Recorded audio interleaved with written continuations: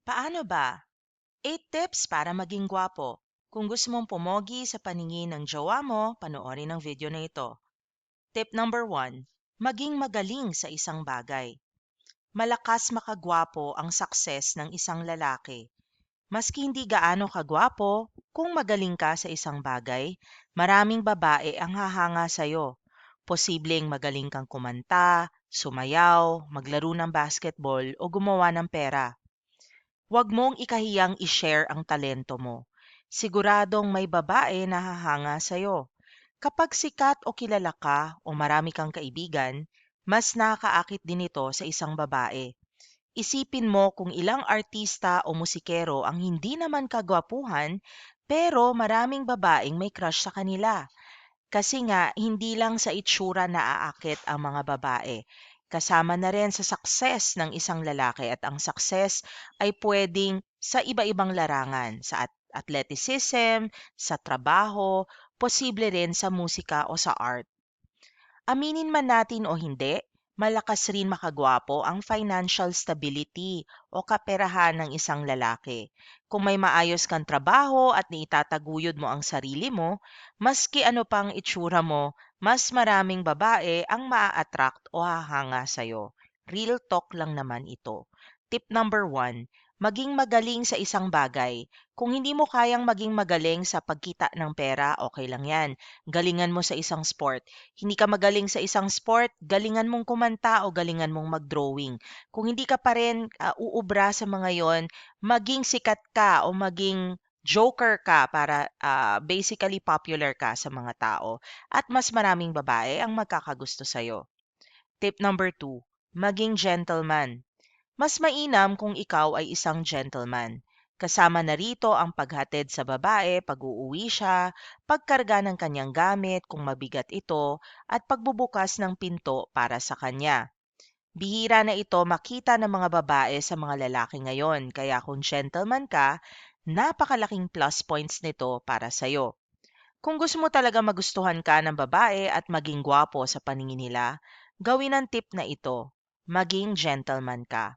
Pero bagayan mo rin, no, kung lalagyan natin ito ng konting manipulation, may mga babae na ang gusto nila medyo bad boy.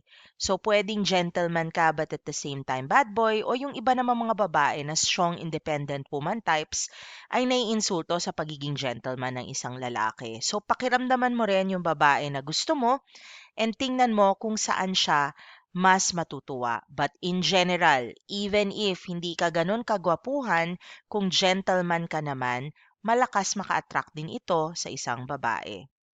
Tip number 3, ayusin ang pananamit at mag-gym o mag-exercise. Alagaan ang iyong sarili. Huwag magsuot ng butas o may mansyang t-shirt. Kumonsulta sa mga kaibigan kung anong mga damit ang nababagay sa iyo at sa personality mo. Ang importante, mukha kang mabango at karespe-respeto. Kung kaya mo ring mag-gym o mag-manage ng iyong katawan, mas magiging attractive ito sa mga babae. Maliban sa gaganda ang katawan mo, magiging self-confident ka rin dahil dito. Maaakit rin ng mga babae dahil feeling nila ay kaya mo silang ipagtanggol. So alagaan ang iyong sarili, hindi lang yan para sa sarili mo pero para maka-attract din sa mga babae. Tip number 3, ayusin ang pananamit at mag-gym o mag-exercise. Tip number 4, maging palangiti. Huwag laging nakasimangot. Ang babae ay na-attract sa lalaking kaya silang pangitiin at patawanin. Isa sa mga katangian na hinahanap ng mga babae sa partner nila ay ang sense of humor at pagiging good conversationalist o pagiging masaya kausap. Ang babae ay na-attract sa lalaking nagbibigay sa kanila ng atensyon. Hindi naman stalker level na atensyon o manyakis na atensyon. Gusto nila yung pakiramdam na posibleng may gusto ka rin sa kanila. And yun nga, yung masayahin kang kasama. Ang pagiging palabiro, pagbibigay ng compliment sa babae, ay nakaka-increase ng kagwapuhan ng isang lalaki. Kaya tip number 4, maging palangiti at mas malamang sa malamang ay ma-attract mo ang isang babae. Tip number 5, maging confident. Napakalaking factor ng self-confidence sa pag attract ng mga babae. Kaya kung paminsan ay magtataka ka kung bakit may mga lalaki na hindi naman ganun kapogi, pero ang daming babaeng nagkakagusto sa kanila. Kasi nga, may dating, may aura, dahil confident. Kadalasan pa nga ay medyo arrogante at hindi maganda ang ugali ng mga lalaking ito. Pa-bad boy, ika nga. Ito ay dahil na-attract ang mga babae sa self-confidence at pagmamahal sa sarili ng lalaking iyon. Kung nahihirapan ka magka-self-confidence, nade-develop naman ito. Fake it till you make it, ika nga. Humanap ng sport o hobby o skill kung saan ka magaling at i-develop ito. And kapag inadopt mo ang mga habits at mga galaw ng confident na lalaki, ay eventually you will feel confident na din. Kunyari, ayusin mo ang posture mo. Practice na may eye contact ka sa mga babae and practice na yung paglalakad mo is with good posture. Talagang mapapansin ka ng tao pag pumasok ka sa isang kwarto. And also enroll in like speech classes o mga classes na makapagpapataas ng kumpiyansa mo sa iyong sarili. Ang mga babae kadalasan ay insecure, kaya humuhugot yan ng confidence mula sa lalaking kanilang dinedate. Kaya mas attractive talaga sa mga babae kapag ang lalaki ay self-confident. Tip number 6. Ayusin ang iyong hygiene. Ang lalaking inaalaga ng sarili, mas gwapo sa paningin ng babae.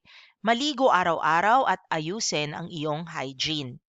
Maski gaano ka kagwapo kung gusgusin ka naman tingnan at hindi ka mabango, baliwala rin yan sa girls. Baka mapagtawanan ka pa. Napakasimple nito pero napaka-importante. Maligo ka, mag-deodorant ka, no? Kung meron kang balbas, ayusin mo ang balbas mo.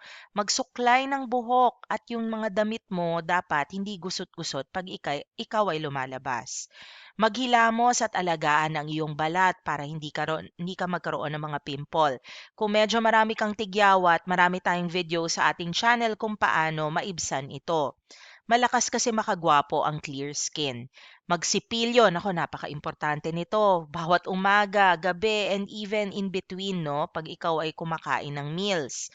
Maliban sa hindi ka magiging guilty sa bad breath na sobrang nakaka-turn off sa mga babae, napakalakas ng dating din ng lalaki kung maganda ang ngiti nito. Kaya ayusin mo at alagaan mo ang iyong mga ngipin.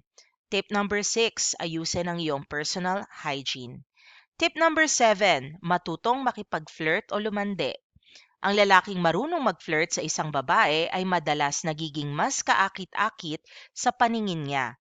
Purihin mo siya, biruin mo, pakiligin mo.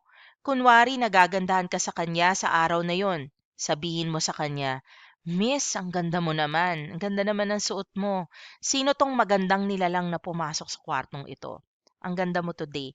Things like that or crush na crush talaga kita pag nakadamit ka. Importante na alam niya na nagagandahan ka sa kanya dahil doon mahuhulog ang loob niya sa'yo. Maski na hindi ka man niya type sa una, kapag hindi mo tinigilan ang pakikipag-flirt sa kanya, ay hahanap-hanapin niya ito at mamimiss niya ang atensyong ibinibigay mo sa kanya pag ikaw ay nawala na. So even if busted din ka man yan, oras na mawala yung atensyon na binibigay mo sa kanya at yung magagandang bagay na ginagawa mo for her, sometimes no, sila pa ang hahabol sa'yo. Kaya tip number 7, matutong lumande at makipag-flirt. And tip number 8, maging mabuting tao. Malakas makagwapo ang pagiging mabuting tao. Kapag magalang ka sa mga matatanda, mapag-alaga sa iyong kapatid o kaibigan, mabait sa mga taong nasa paligid mo, tiyak na hahangaan ka ng mga babae.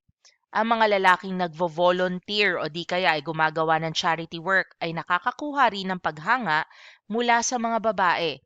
Depende sa relihiyon mo, isa rin sa mga katangian na hinahanap ng babae sa lalaki ay yung may takot sa Diyos.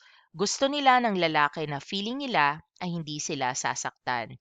Ang maa-attract ng mga babae ng isang lalaki na mabuting tao at gentleman ay yung mga babae na pangmatagalan din ang hanap. Yung tipong naghahanap ng long-term boyfriend o ng maaasawa. Kung gusto mo ng matinong babae, ito ang mga sundin mong tips, tips number 1 to 8.